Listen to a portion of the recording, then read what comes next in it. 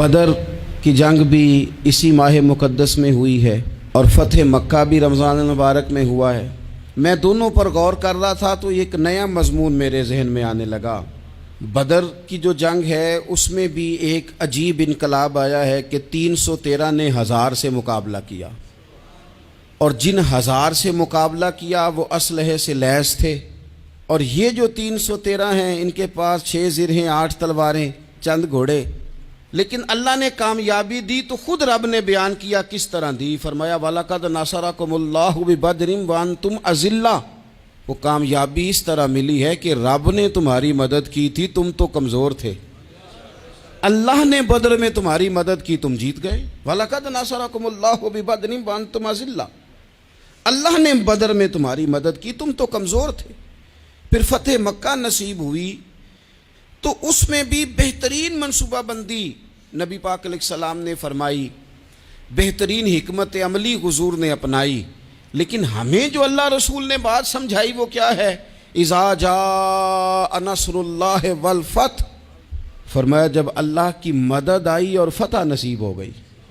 ये अल्लाह ने मदद फरमाई तुम्हारी, यहाँ भी फ़तह मक्का भी अल्लाह की मदद से, जंगे बदर भी अल्लाह की मदद से। वो जो मदद है अल्लाह ताला की, जब वो हम ये करते हैं कि हम अपनी सारी ज़िंदगी सियासत की नज़र कर दें। हमारी सियासत सिर्फ मुल्क में नहीं होती, हमारी सियासत ख़ानदान में भी होती है। हम घर के अंदर भी सियासत करते हैं। हम किसी ख़ास तरीके से लोगों को अपने पीछे चलाना चाहते हैं। हम एक ख़ास उसलूब इख्तियार करते हैं कि लोग हमारे पीछे चलें। उसका नुकसान हमें ये होता है कि सियासत जो होती है ये शतरंज के हेर फेर की तरह होती है। तो इसके राज बड़ी जल्दी खुलने लग जाते हैं। पता चल जाता है कि बंदा मुखलिस नहीं था, सियासत कर रहा था, तरीके सलीके से इसने जोड़ के रखा हुआ था।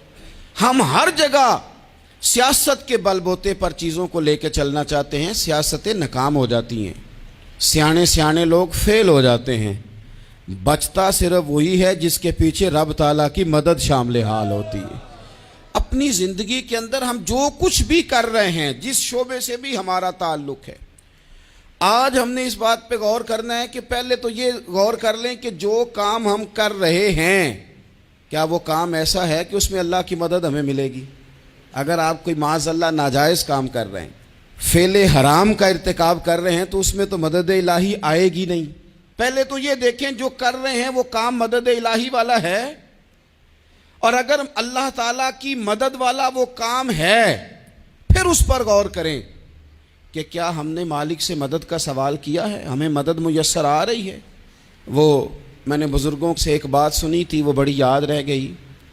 वो फरमाया करते थे काबिलियत भी बड़ी चीज़ है लेकिन कबूलियत सबसे बड़ी चीज़ है।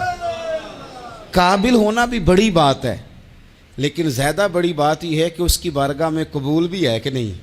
अपनी ज़िंदगी में अल्लाह की मदद की तरफ बढ़ें, मालिक की मदद का हुसूल इख्तियार करने की कोशिश करें।